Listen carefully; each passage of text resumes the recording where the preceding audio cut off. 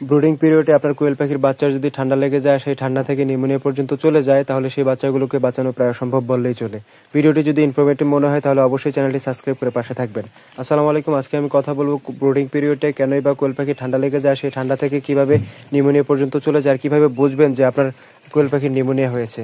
প্রথমত আমি বলবো যে হা করে শ্বাস নিবে, প্লাস হচ্ছে ঝিম ধরে বসে থাকবে, খাবার কম খাবে, এমনকি নাক ঝাটকাবে। এরকম মনে হলে অবশ্যই ধরে নিতে হবে যে আপনার কোয়েল পাখির নিউমোনিয়া হয়েছে।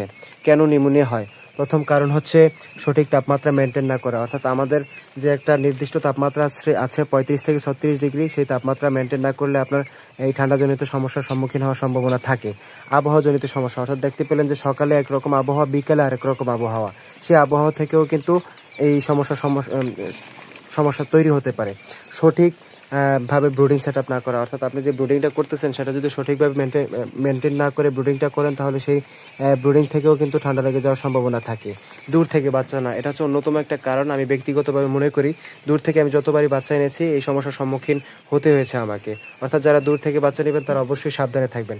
আর করণীয় কি? করণীয় হচ্ছে অবশ্যই 2 থেকে 3 দিনের